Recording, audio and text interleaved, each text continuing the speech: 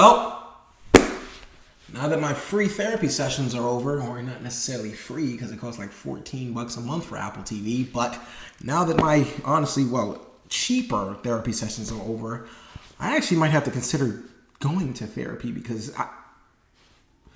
I don't know how I'm supposed to last without this show. I don't know how I'm supposed to just move on like this show just didn't happen and affect my life in all the best ways possible. Like, how am I really supposed to move on from that? I can't. So this show is basically telling me to sign up for therapy until season 3 because I'm not okay. I'm not going to be okay until this show comes back on. I literally need this show in my life.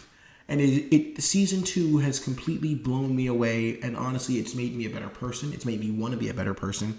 It's made me honestly reflect on myself and a lot of the things I do. No, this show is real. This show is real, actual therapy.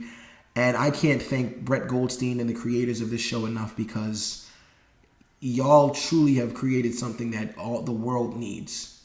And this is easily...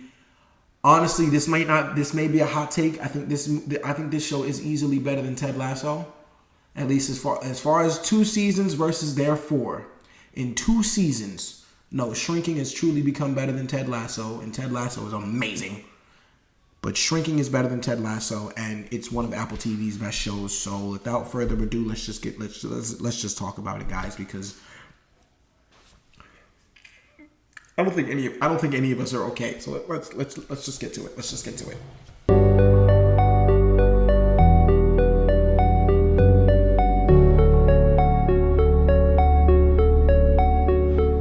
Hey guys, it's your guy in the chair here. This is my review for Shrinking Season 2. Spoiler free, of course, because there is no point in spoiling and going deep into what this show is, because personally, I am hoping by the end of this review, or probably by the middle, or probably by 3 minutes in, I have convinced you to just go watch this show for yourself and experience what Apple TV is doing over there, which is truly making generational television shows. Because as far as I'm concerned, they have not missed. They continue to not miss.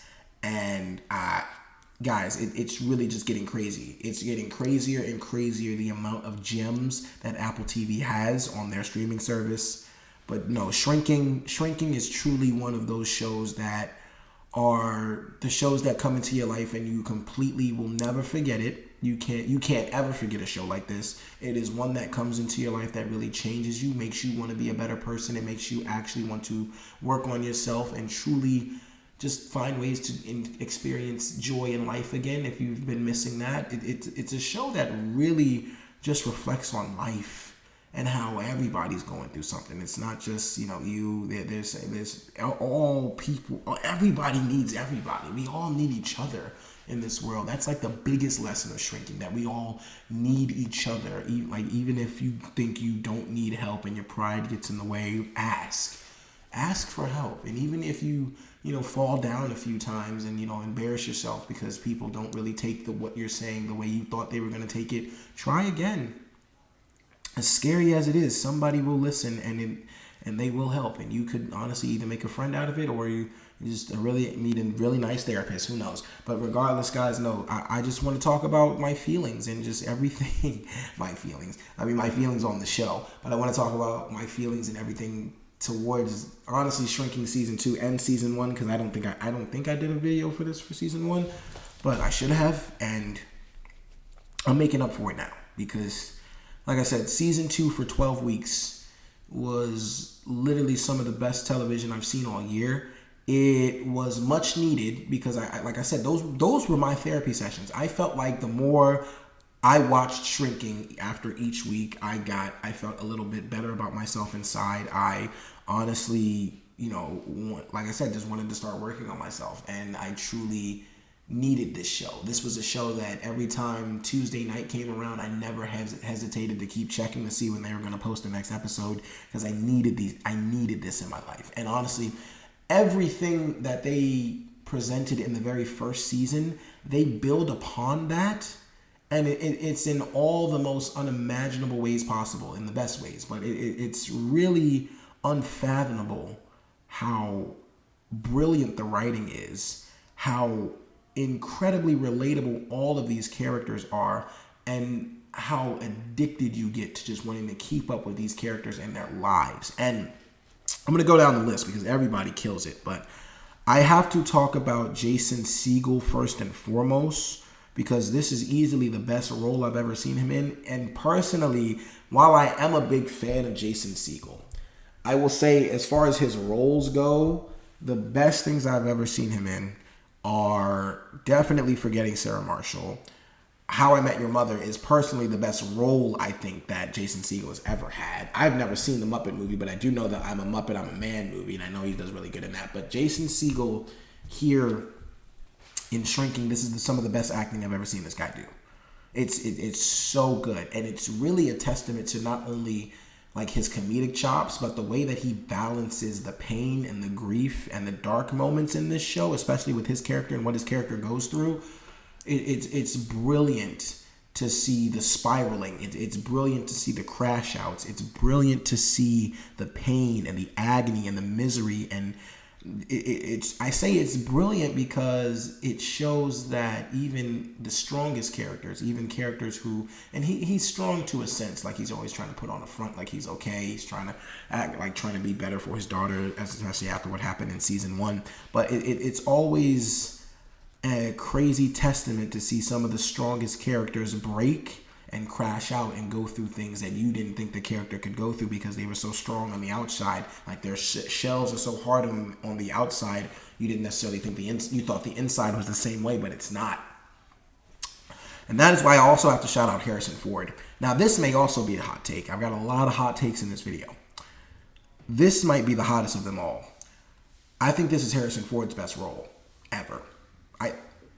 There is a monologue on episode 12 towards the end that Harrison Ford gives that easily convinced me that, yeah, this is probably the best acting he's ever done in his career. And the guy's been around for a very long time. But this role here, that monologue that he gave, broke me in ways I have never been broken before. And I heard it as soon as I said it. I am so sorry for the way I phrased that. But I've not been, I've been broken, but not in crazy ways. Okay, we're going to move on from that. Look, Harrison Ford truly delivered one of the, it's the best. It's the best performance I've ever seen Harrison Ford give. And the Harrison Ford is in a lot. That's Indiana Jones. He's in The Fugitive. This dude's everything. This dude's everything. He's everywhere. He's awesome. He's Harrison Ford. Of course he is. But this character here, you see another vulnerable side. And I think it is due to the fact that he is he is old. He's an old man now. And honestly, that monologue that he gives, it hits so much harder because it's like it's almost as if Harrison Ford is saying, I don't know how much longer I'm going to be here. And that hurt. That hurt. Because I don't even want to imagine getting a notification on my phone saying that Harrison Ford passed away. But that monologue that he gave truly kind of hinted towards something like that. And you just got to appreciate the guy while he's here. So, Mr. Harrison Ford, if you ever see this, thank you for not just this show, but for everything you've done. And it has not gone on unrecognized as far as I'm concerned. But no, Harrison Ford really broke me in it. Like he tore me apart. Oh my God, I really got to find a better way to phrase that. He made me cry. I'm going to put it like that. He made me cry a lot this season. And it was happy tears, sad tears, painful tears. It was all types of emotions, but it was tears nonetheless. Beyond that, Jessica Williams as Gabby, amazing. I love Jessica Williams. She's so funny. She brings her, and I think the character's name is Brian, played by Michael Urie.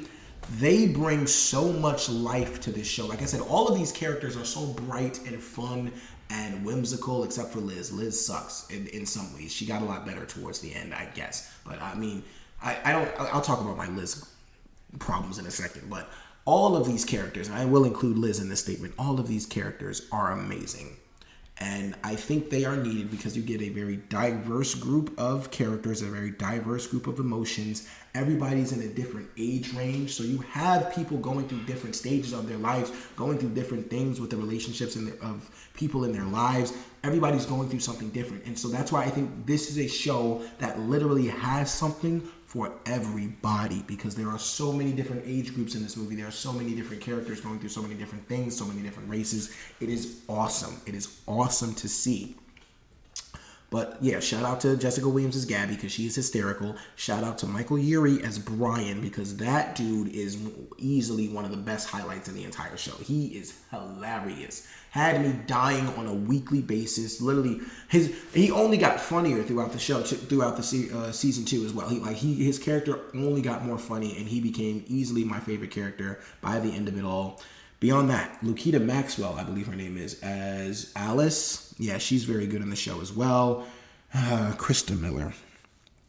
Krista Miller plays Liz, and while I personally am still a little upset about what she did to Derek, I do have some sort of newfound respect for Liz as a character because, like I said, it truly the show gives you different perspectives, different viewpoints, and even characters who are very stuck in their ways, like Harrison Ford and Liz, characters that are very hesitant to change. It shows you how hard it is for people, how hard it is to actually work on yourself, accept that you need help, and accept that you are trying to make those changes you say you want to make in your life. For that I can appreciate Liz. Although, like I said, if you ever, and this is Liz / Krista Miller, if you ever hurt Derek again, we are going to have big issues. I will find your house. Probably not, because I don't really have I'm a little too lazy to be trying to do all that. But I will be very upset with you. Other than that, though, Ted McGinley, while we're talking about Derek, he's awesome. Derek's one of the best characters in the show. Derek's one of the best characters on Apple TV. He's one of the best characters on streaming in general. To quote my man Derek, everybody needs a Derek. Everybody needs a Derek in their life. That guy is freaking awesome. Talk about the other Derek in this show, Damon Wayans. Thought he was a very good addition to the show. I thought he was very humorous, very funny. I really liked his emotional parts of the show too, about how he was trying to get in a relationship with Gabby, but she was being so closed off at times. I really enjoyed that. The one thing I was very confused about is why, I don't know who wrote, I think the writers is Brett Goldstein, Jason Segel, and Bill Lawrence.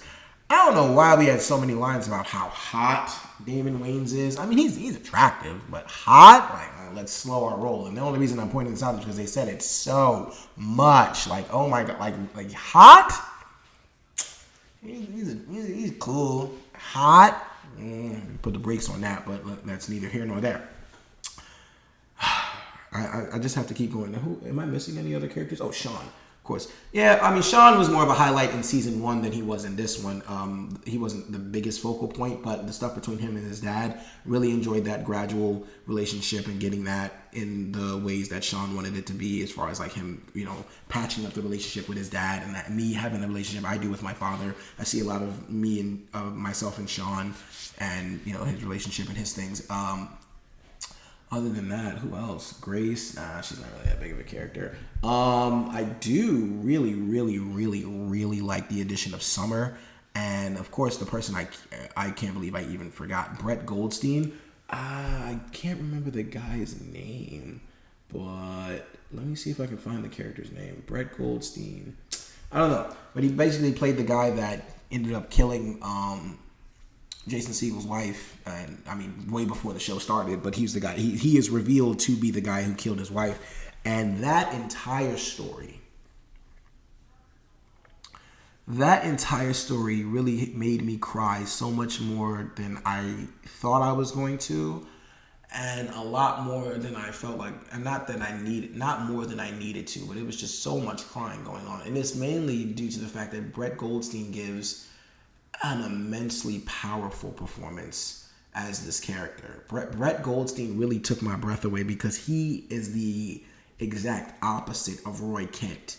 Roy Kent is very hard, very badass. He's very hard at opening up. He's very hard on emotions. He's not very open to people. He's not very nice. He's very grumpy. If you've seen Ted Lasso, you know Roy Kent. But the thing about it is, in this show here, he's playing the exact opposite. He is playing a character that's not even remotely... I don't even think Roy Kent would like this character because he's so nice and so shy and so scared and so cautious. I don't think Roy Kent would like this character at all. But kudos to you, Brett Goldstein, because my God, can you act?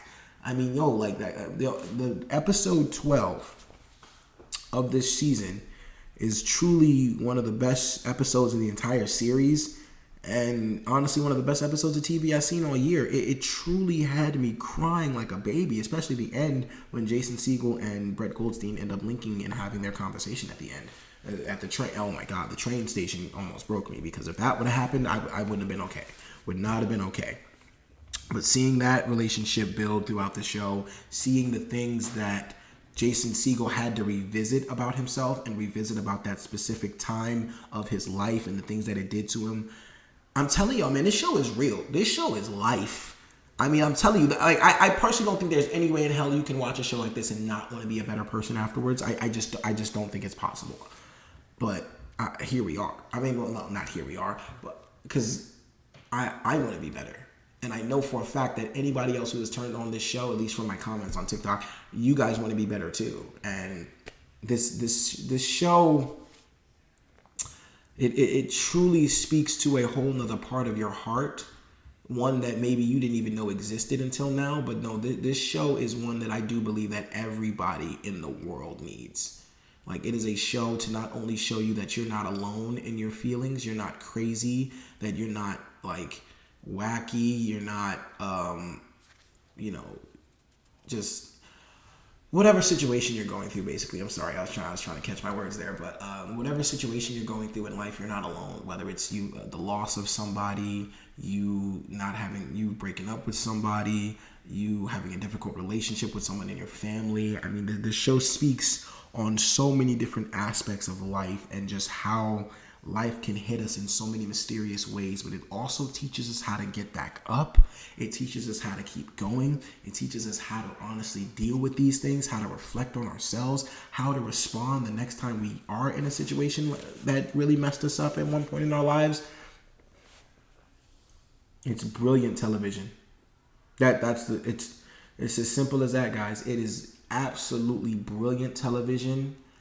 And I could talk about this show for a while, but that's really the sum of everything. I really just need you guys to go watch it. It's as simple as that. I need you guys to go experience it. I need you guys to go watch it, and you come back and let me know if I'm crazy, if I'm just an emotional whatever fuck, and I'm just all in my feelings, and it's not as good as I'm saying. But I can promise you, there is nobody that is going to come back and say that unless you're just trying to be funny. But regardless, guys, that is my review of Shrinking Season 2, one of the best seasons of television I've seen all year, one of the best shows I have seen all year, and easily some of the best performances I've seen from this entire cast in their careers, and some of the best performances I've seen all year.